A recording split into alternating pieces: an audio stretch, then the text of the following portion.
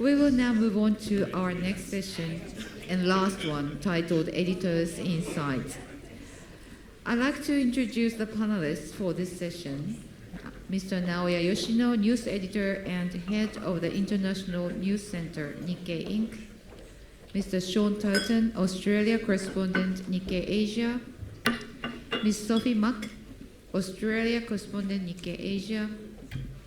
And Ms. Rurika Imahashi, Senior Bureau Chief, Nikkei Inc. We are pleased to begin with a keynote address from Mr. Naoya Yoshino. Mr. Yoshino-san, the floor is yours.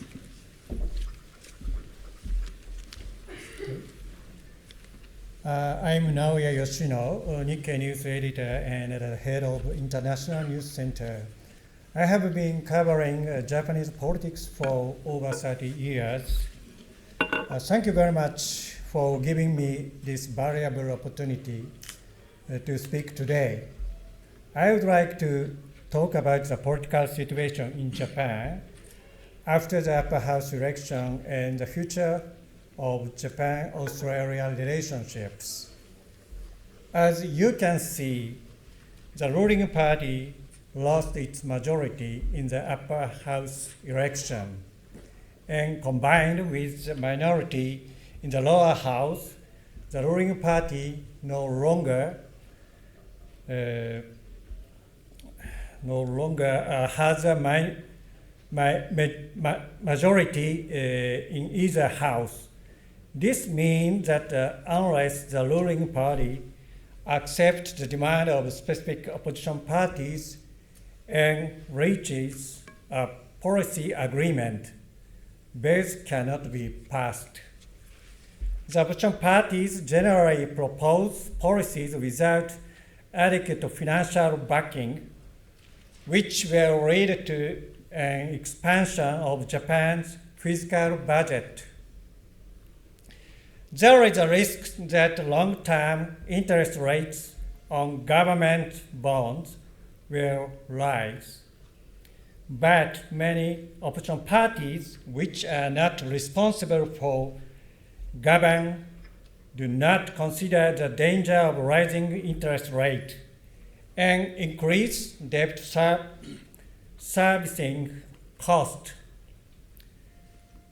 The Sansei Party, which made a significant gains in the upper house election, campaigned on issues such as anti-foreigner sentiment.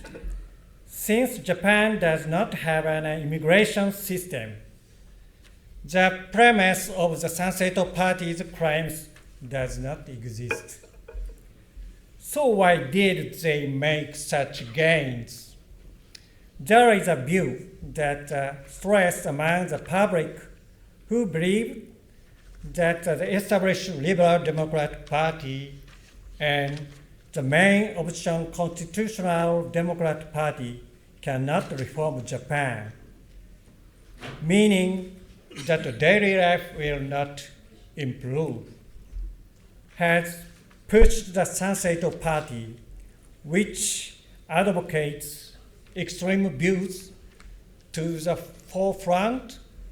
Since the 1990s, distrust and dissatisfaction with established parties have repeatedly propelled new parties to prominence. However, the lifespan of new parties is typically around 10 years, and many have since faded into obscurity. The Sansei Party, which its extreme claims may seem fresh now, but its novelty will eventually fade. Unrealistic policies may initially be effective in projecting an image of reform, but they will eventually grow tiresome. The same applies to the National Democratic Party for the People. NPD emphasized economic policies such as an expanding income deductions, and it's not considered as radical as the Sanseito. The next House of Representative election will be decisive, of course, if the Liberal Democratic Party failed to reform itself and regain support. Japanese politics will drift aimlessly. In the United States and Europe, the rise of far-right, extremist, and populist movement has destabilized the politics. Compared to them, Japanese politics has been considered relatively stable. However, prolonged turmoil could cast a shadow over the Japanese economy. First and foremost, I want to say that politics should not interfere with the economy.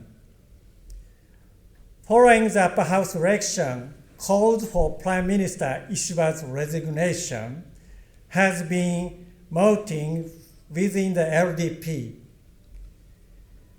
Ishiba has refused to resign and has declared his intention to continue in office. The lawmaker demanding his resignation are primarily former members of the Abe faction. They have tarnished the party's credibility and trust through political and financial scandals. There is no widespread support for their calls for resignation. On the other hand, there is also no widespread support for Ishiba's declaration to continue in office. The current focus of attention is whether the LDP will hold presidential election ahead of schedule. There are photos of the candidate to succeed Ishiba here, but do you think there are candidates who believe that the LDP support will recover rapidly? If one of these candidates becomes the next prime minister, on August 8th, Prime Minister Ishiba held a 25-minute telephone conversation with Australian Prime Minister Albanese. He expressed his welcome of the decision to adopt an upgraded version of Japan's Mogami-class destroyer for the next generation frigates that the Australian Navy planned to introduce. This will be Japan's first destroyer export project, and both governments aim to conclude a contract in 2026. 2026 will mark the 50th anniversary of signing of the Japan-Australia Basic Treaty of Friendship and Cooperation. Japan plans to expand cooperation Australia in various fields, include security and economy. Actually, just before coming to Melbourne, I spoke with Prime Minister Ishiba on the phone and asked him about the future of Japan-Australia relations. Here is his message.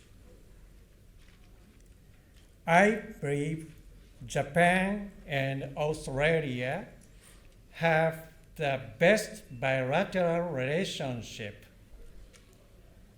With China in mind, we should discuss more closely what kind of role our two countries play in the Indo-Pacific region. I've mentioned previously But I believe the easiest way to do so is for Japan to join the ANZUS Treaty.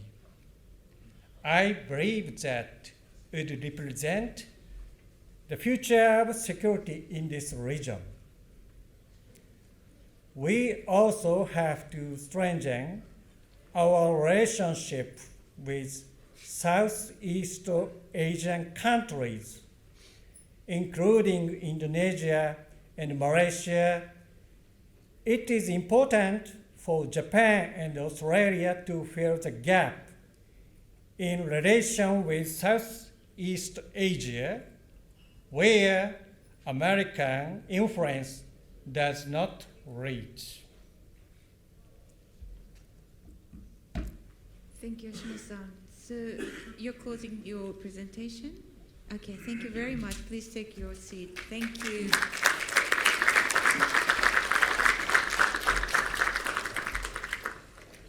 We are all privileged to hear the direct conversation between Ishiba-san and Yoshino-san, which was really impressive. And now we will now move on to the panel discussion. I'd like to ask 3 questions to Yoshino-san. Firstly, will Prime Minister Ishiba step down?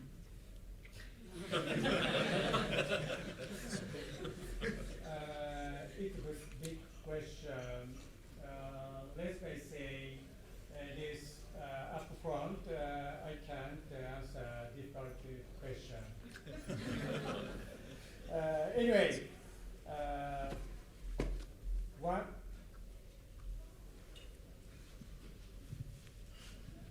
Anyway, one factor is whether the Liberal Democrat Party presidential election will be brought forward.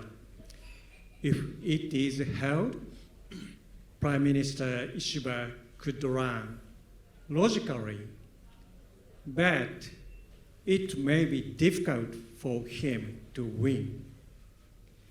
He may announce his resignation once the decision to hold the election is made. Another factor is that the LDP will conduct a review of the upper house election by the end of this month. If Secretary General Moriyama-san resigned to take responsibility for the defeat,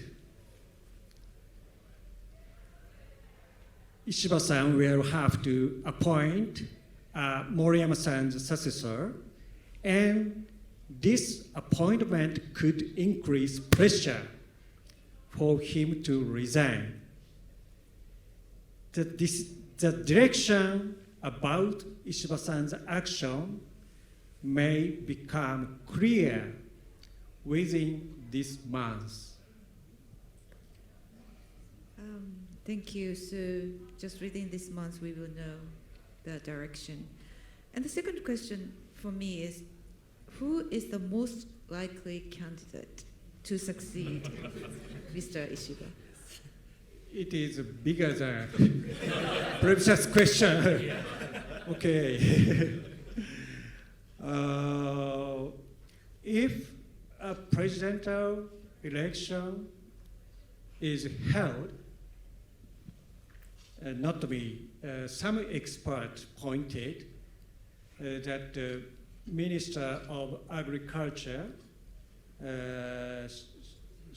Koizumi-san, would be in a favorable position. However, Koizumi-san's statements are often criticized as being abstract, which some sarcastically calling him a poet. Even if his cabinet approval rating is high at first, it may not last long. Another person, Takahashi-san, is also popular among the member of LDP. But she is labeled as as right wing. So it is unlikely that she will gain widespread public support. So the conclusion is? Another scenario, so some expect that Prime Minister Ishiba still in his office. I try to make the last question really small. How will Japan deal with China? It's also a big question. China is an authoritarian state that does not share universal values with us. It blatantly violates international law through acts such as aggression in the East China Sea and South China Sea and airspace violation, making it difficult to trust. While we cooperate in areas where collaboration is possible, such as climate change and the economy, we cannot neglect vigilance regarding the Taiwan emergency. Thank you very much.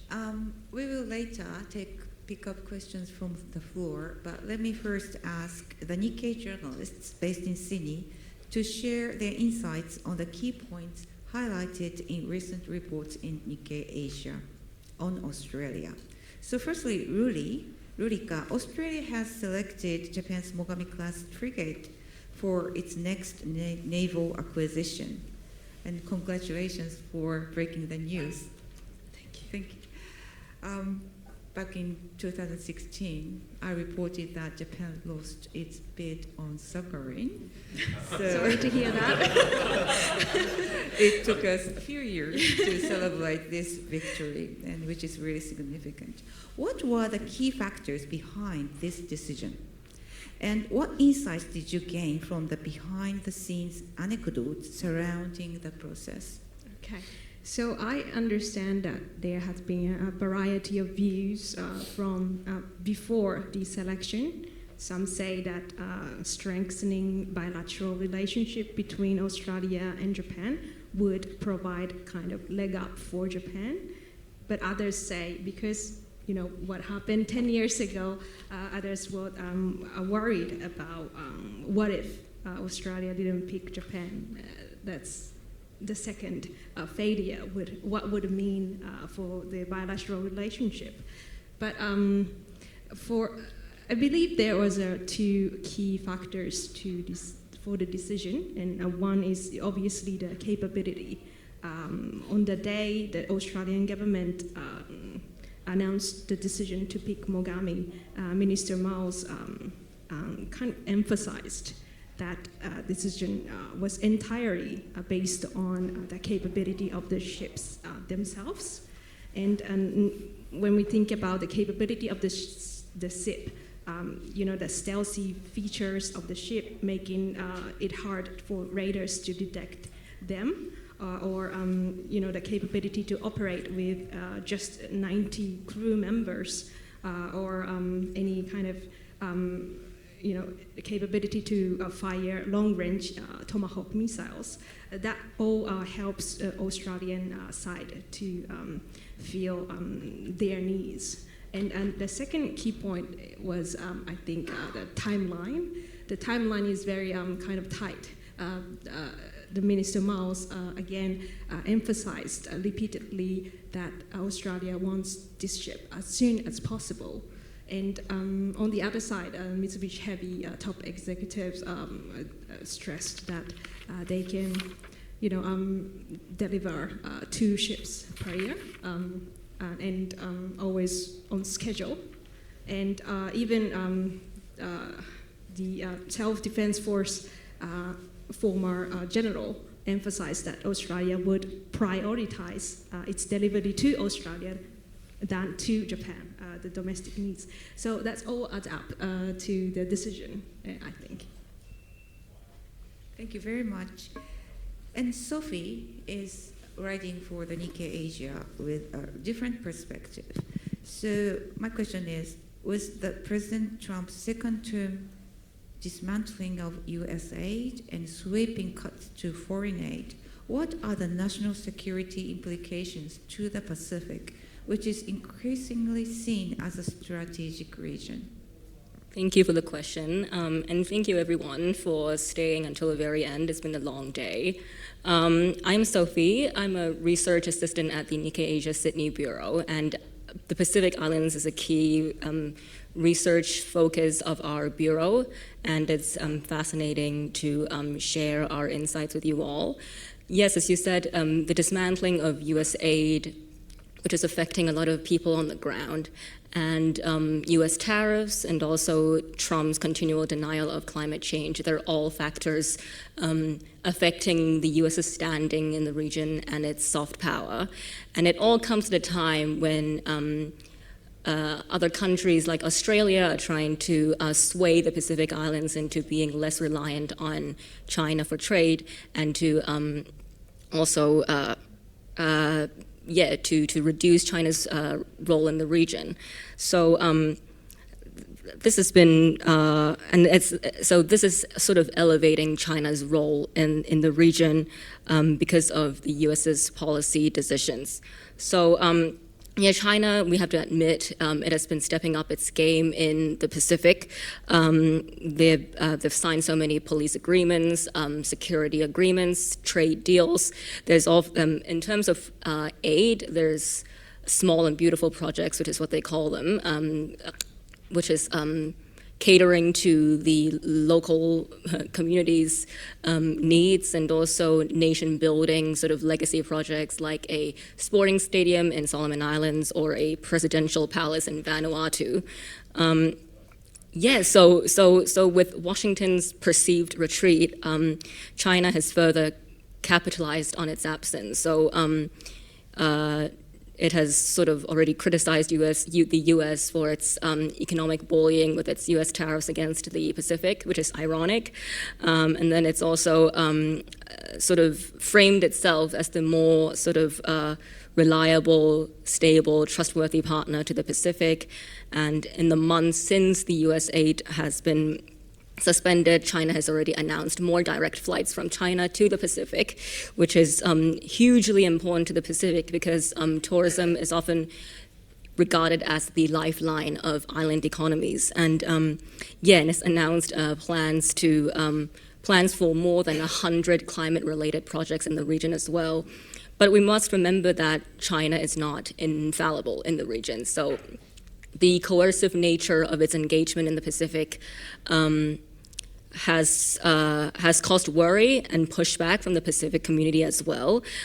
Case in point, there's this thing called the Pacific Islands Forum, which is the key regional body in the Pacific, and it holds leaders meetings every year, inviting leaders from 20 or so countries around the world to the Pacific. This year it's held in the Solomon Islands, and it's a very China-friendly country. Beijing has been pressuring it to exclude Taiwan from this year's meeting, and which has been met with a lot of criticism and pushback from the Pacific Islands as well. Not just Taiwan allies, but also those countries that just want to see the status quo being respected. So the Solomon Islands is now caught in a very difficult position. So it made the decision to just not invite all 21 of its partners. That means the US, China, Japan, Taiwan, they're all not invited to this year's meeting.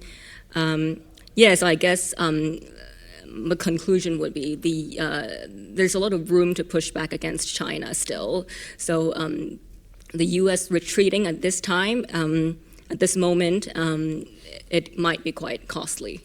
in the long run. Thanks, Sophie. Now let's move to Shaun for their questions. So it's another topic. Australia's Future Made in Australia plan is more than a year old. How successful has its approach been, particularly in increasing Australia's role in critical minerals? And what lessons are being learned from abroad, like the United States? Thank you for the question. So it's sort of a year since our last events where we sort of discussed the viability of some of the Australian government's policies around critical minerals. My suit fit a bit better last year, so hopefully we won't have this problem the year down the track.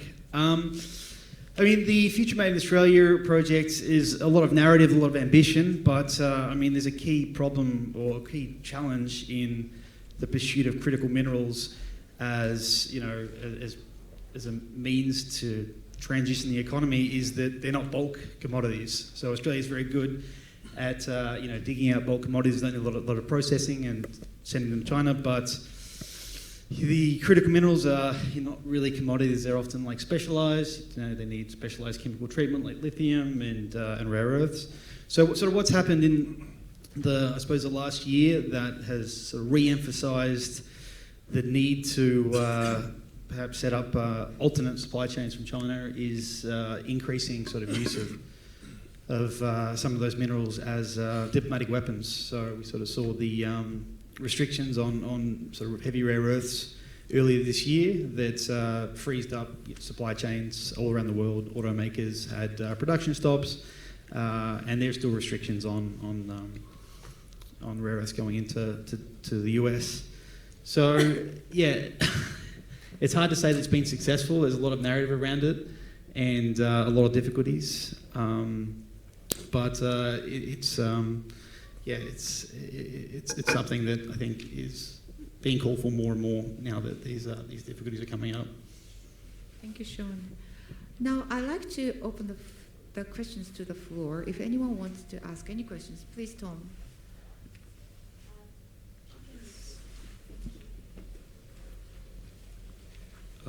Thank you very much. Actually, I would like to ask a question to Mr. Yoshino. As a person, myself as a foreigner living in Japan almost 15 years now, and I have been seeing now a lot of labor shortages happening in every sector. And in the tourism industry, it's much serious because during the COVID time when everybody was locked up and a lot of people quit their job, and what happened is once we get back, the people who used to work in the tourism sector actually, they decided not to go back to the industry because they feel it's not that resilient. So my question is, the time that I've been living in Japan almost 15 years, I haven't seen a lot of anti-foreigner sentiment, especially the time when there was an election in July 20. So I just want to ask how the government will be able to manage the trade-off between lack of labor and on the other side, there is an anti-foreigner sentiment is happening. People maybe most probably feel Japan would be not the right place to work. So what do you think is your intake on that? Thank you for a great question. I think that ruling party cannot give a good solution to your question. So upper house election showed to better result to LDP. That's my answer. So, Rurika, would you like to add? It's currently it's hard to see the ruling party is open up the country dramatically, and on the other hand, we see the labor shortage affecting the business environment, or companies are starting failing because they cannot secure enough workers, right? So and we see a lot of people saying that security environment within the country is getting worse and worse because of the influx of foreign people. And I think personally it's important to have some lessons from other countries like Australia. You know, Australia has a lot of diverse community within the country, and the coexist. You know, many Japanese people worried about deteriorating security because of the influx of foreign people. But you see, Australia, there's no pickpockets on the street. So that kind of thing we hope to deliver as a lesson learned. We can learn from Australia how, the people are learning from each other, coexisting with each other. So I think that is one of the jobs that we would like to focus. Thanks, Rurika. Does anyone? Yes. Please, could you come? Sure. Sorry to call you. My name's Michael Blevey. I'm a reporter with the Australian Financial Review. I've just got a question about the political factions in the LDP. After the latest payment scandal, there was talk about dissolving the factions, and I think they've weakened to an extent, but will they ever go away? Or is the factional system within the LDP so intrinsic, so much a deep part of the party that it could never exist without factions?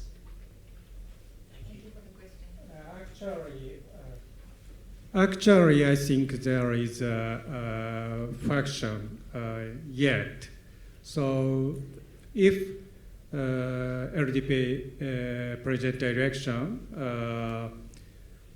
were held, the faction will be workable to gather the support about each candidate.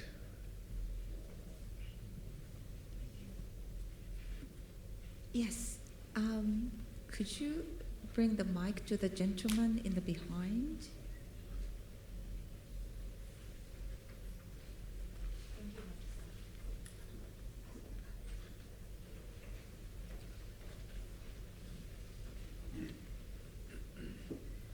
Regarding the labor force, the Australia and Japan have to learn from Singapore, because Singapore Ministry of Labor, really, they are doing a wonderful job to recruiting the laborers or technology or any kind of a jobs, which is directly involve the people who need skill and workforce. But still, Australia also is not matured because it's a so highly regulated country, and still there is a IELTS requirement. And because they are coming here to do the job, they have nothing to do with talk to English. Or, of course, everyone have English knowledge, basic knowledge. They can manage to work and understand. But most of the time, they work in workplace. They're busy with 8 hours, 9 hours. And then they go to where they are given the shelter. That's how the manpower business in Singapore. So Australia and Japan need to learn Singapore. So what your thought on that? Thank you.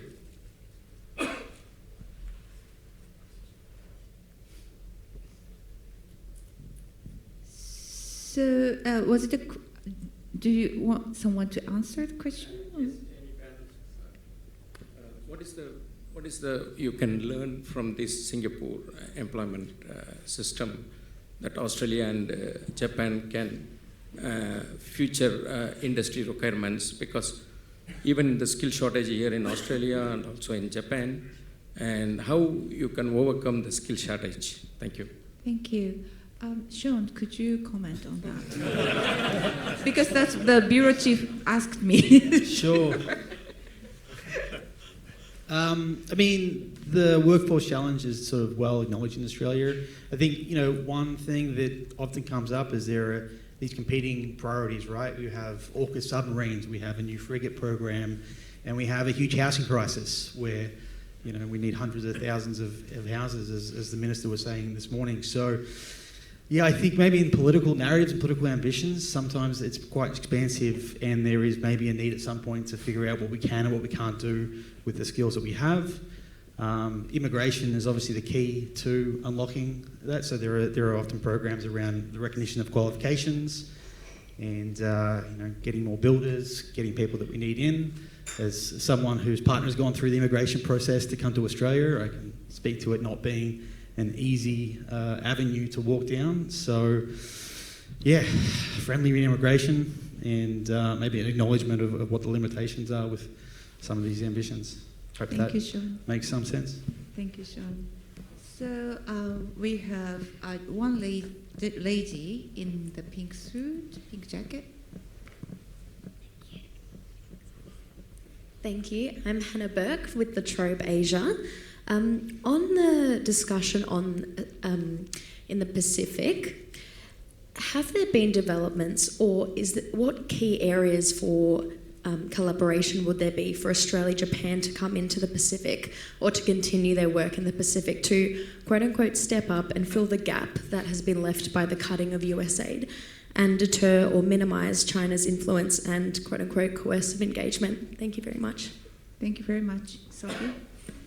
I think there's two sort of spheres that Japan and Australia can work on. One would be telecommunications. That's already been a focus. That's already been done, and with the subsea cable leading to Palau, that's a collaboration effort between Australia, Japan, US.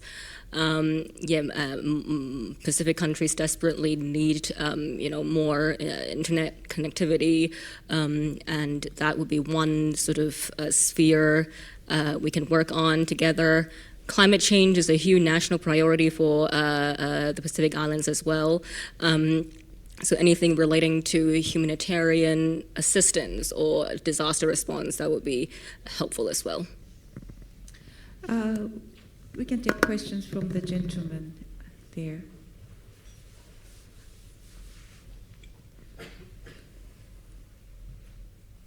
Thank you very much. My name is Kotaro Abe from Japan Bank for International Corporation. My questions to Sophie-san. Facing the vacuum created by the withdrawal of USA, is there any argument in Australia that Australia should more focus on in the Pacific Islands, because one of the characteristics of the diplomacy under Albanese government is the kind of focus on Southeast Asia. For example, they created a facility for Southeast Asia and Export Finance Australia. Thank you for your question. I think the Albanese government has really stepped up on its Pacific diplomacy. I think that the Albanese government has become very confident in its Pacific diplomacy. They've come up with more sort of creative tactics when engaging with the Pacific, and not honing in on the Pacific, the core interests the Pacific countries have, while also ensuring that Australia's own security goals are met. And I'm referencing, of course, the National Rugby League deal with PNG, but also the Foul Play Union with Tuvalu. And there's also a lot of different collaboration efforts as well with other countries that help with, say, the Pacific Resilience Facility. That's all very recent efforts as well. So definitely there is room for the Albanese government to step up in regards to the Pacific, especially given how volatile and how dynamics are ever-changing in the region. So. Thank you. Maybe the last question from the gentleman in the center. Hello. Hi, it's Sammy Patel again from True Blue Plus. Probably a question for Shaun. Sorry to put you on the spot. Regarding the commodities, so you did mention the critical minerals being an issue as well. Sorry, what issue? The critical minerals being an issue. Okay. But also I think also a significant issue would be the green iron, because China has just sent the 10,000 tons to Europe. I just want to know what else can Japan do to potentially ramp up the production of green iron, because Europe has the CBAM tariffs as well now. So yeah, just want to know what could be done basically. Yeah, I mean, the European CBAM, you know, the cross-border carbon adjustment mechanism, it might start to have some impact in terms of creating a market. But I mean, the problem now is that green iron is expensive to produce, and it's competing against regular iron, which is, you know, also regular steel. And there just isn't the sort of user market that's prepared to pay the premium for that product. You know, we heard from BHP earlier today, we're part of consortiums, and I think probably that's one route to go down, is sort of whole value chain consortiums. So it's about spreading the risk and the cost to everybody. So if, you know, the user's not going to pay the extra 15 or 20% premium, then you try to split it down the supply chain as much as possible. It becomes hard when, you know, there is not a price on carbon. So you're competing against producers that are producing essentially the same product. I mean, green iron isn't green, it's the same, and at a much lower cost without factoring that externality in. So, yeah, bigger consortiums and spreading the risk up and down the value chain is a place to start. But until there is a sort of global price on carbon and that's fully factored in, then it's a very difficult proposition to get those type of operations off the ground. Thank you. Probably I can take just one question if anyone wants to make for the last chance. Otherwise, yes, please. Hi, Kyla from Fujitsu. There's been a lot of confidence in the announcement to select the Mogami here in Australia, particularly within the defence sector. I'm wondering from an Asian perspective, either in the Pacific Islands or from a Japanese perspective, whether it was met with as much excitement and understanding the importance of that decision and what it could mean for our region. Thank you for your question. So, obviously Japan had a 10 years ago experience, so there has been a lot of expectation that, hopefully Australia would pick Japan this time, and also there is expectation that if Australia picks Mogami, there will be kind of industrial anchor to the bilateral relations. And one expert even said that was the missing part between the two countries' defense collaboration in industrial anchor. And now the two countries will develop industrial base ship building capability in Henderson in West Australia, and that will may expand to maintenance services with each country, or maybe some other countries like New Zealand or Southeast Asian countries will adopt Mogami class frigate. So it will further expand, and for Japan, it's been a epoch-making change. In this year marks 80 years of the anniversary after the war, and this is the first kind of a major equipment export case. So there has been it's building and further cementing the momentum of Japanese military equipment industry. And we may see further expansion across the region. Yeah, compared to 9 years ago, 10 years ago, obviously the attitude of the Japanese Mitsubishi Heavy and Kawasaki Heavy have changed. Now in Canberra we have their offices, which is significant, and I'd like to point out the Japanese people's feelings towards defense cooperation with any foreign partner has changed, and that was possible because it was Australia. And even we are good partners, reciprocal, good natural partners, it took us so many years to come to this point. And this is based on the friendship, trust, and that you business person and academics build every day And I feel that this is really epoch-making, and really from here on, we journalists really have so much responsibility to report correctly with the background of history that Japan bombed, Darwin, and it was only Japan that attacked physically this country. So we have come here, we moved on, and this is a really significant point that we are standing on, and we are really excited to move on to the next page. Mr. Yoshino, you have something to add? Last message? Yes. Okay. If you want to know more about the future of Japanese politics, I invite politicians from both the ruling and opposition parties to discuss the issues on my own weekly podcast and radio program. So please tune in. You can listen online from anywhere in the world, but please note that the language is Japanese. Thank you. With that, I'd like to conclude this very interesting session. Thank you very much for great questions.